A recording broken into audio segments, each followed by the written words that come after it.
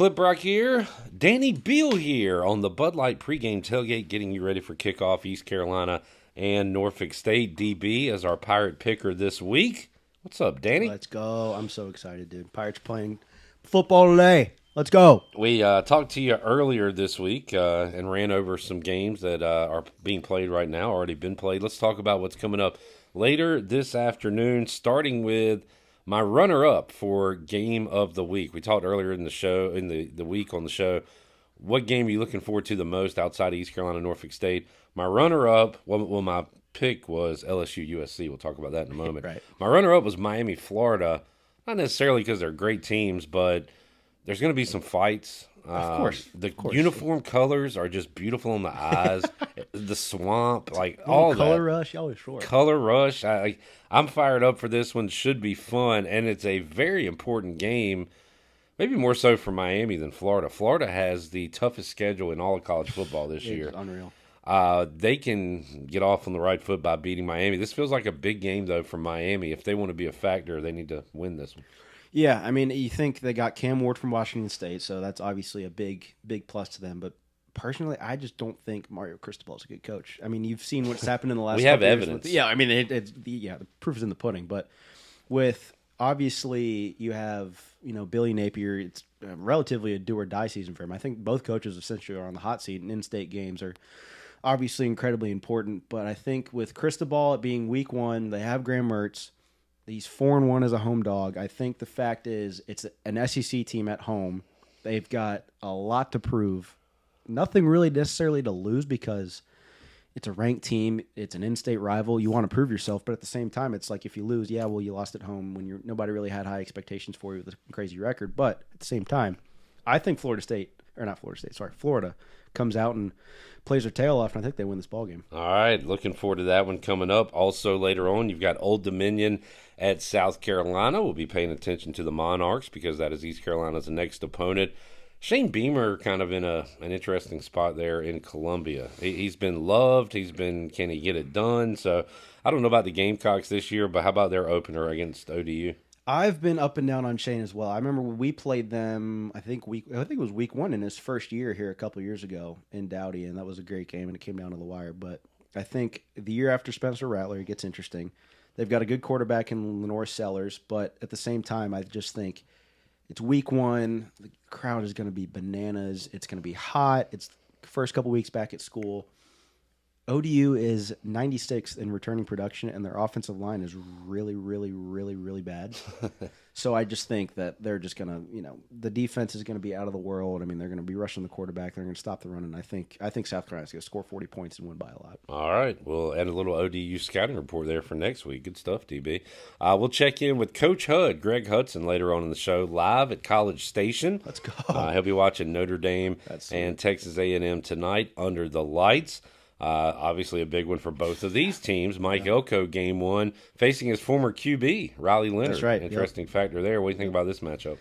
It's so tough. I mean, I think with it being a night game, it's prime time. The crowd's going to be nuts. It's the biggest stadium, and I think next to the big house in all college football. But I think it's going to be an interesting dynamic of Riley Leonard facing his old coaching staff because Mike Elko took everybody to A&M.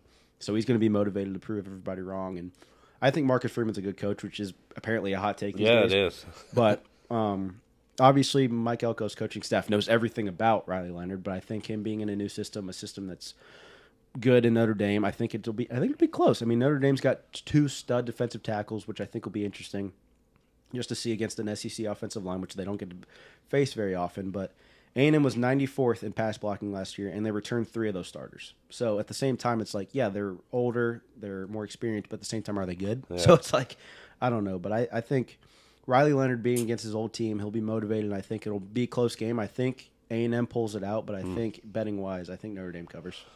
We're talking about it with Coach Mack that, like, nowadays you almost can't say, all right, Elko's going to build something. Give him a couple years, he'll build it. Now you have to do it, like, immediately. And with the transfer portal, you're expected to do it immediately with all the money you're able to. But I do think they can win early on.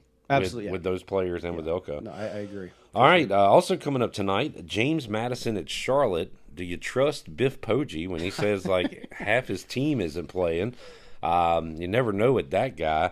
Interested in this matchup, though, because we see Charlotte later on, and is James Madison one of those group of 5 teams that could get into the discussion of making the playoffs this year? I think Biff is so funny, dude. Like, just the outfits and the stuff he wears. I don't know. I mean, James Madison lost their coach and a bunch of their key players to Indiana, which is where they're at now.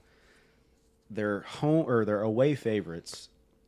Do you actually believe? I mean, I don't think he's lying necessarily, but like, do you think he's There's a reason he's telling us all this stuff. Exactly. You want? I mean, I don't know. I think with. I admit he got in my head. Yeah, Biff is running backstrokes in all of our heads. Right now. But I mean, at the same time, you got to take it for what it's worth. So with him saying that their starters are out, the spread went from a 6-point away favorite to now 9 points or something like that, which is crazy. Yeah.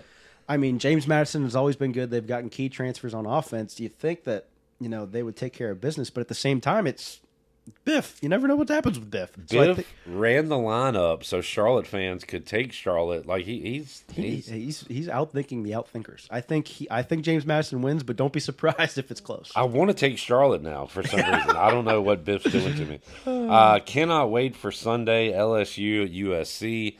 Just because of the potential for points. Who's going to get a stop here? Literally. That is the question. Coach Mack, we tried to find an edge. We went coach versus coach, quarterback versus quarterback, awful defense versus awful defense. And he said, hey, just take the over. Forget exactly. talking about the game. But do you have a side here, Dan? I don't know. I'm going to make you pick one. I know. So who would you pick? That's why I'm here. I think LSU wins, but USC covers. I think it's like a field goal kind of game. Yeah. I think there will be it'll be 43-40 or 45-42. Or like a touchdown and they go for 2 and either get it or don't type of game. And those Sunday games the past few years have been really, really good games. Like they've always been super close. They've came down to the wire. USC got rid of their defensive coordinator. They couldn't tackle at the end of last year. New coach, new players through the transfer portal.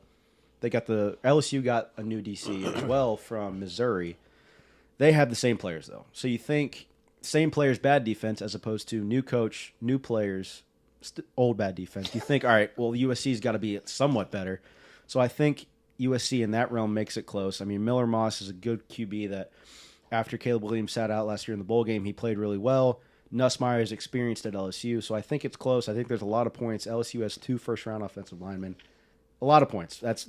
I think LSU wins. USC makes it close, but a lot of points. Go Tigers. Go Tigers. And Boston College, Florida State's on the list only because it's a standalone game. And I am a little interested to see the atmosphere in Tallahassee coming off a loss to Georgia Tech. If it is close, it is going to be loud in there, and not in a good way. Right. I love, obviously, everybody knows I'm a Patriots fan, so I love Bill O'Brien.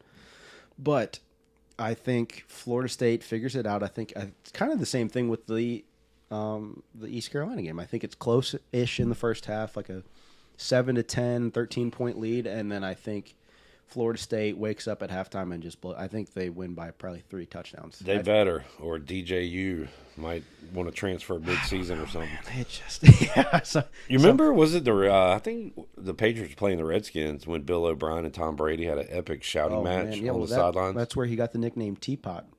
Bill O'Brien did, because he would just boil up, and then just explode, and it would just be a huge spat on the sideline. That was awesome.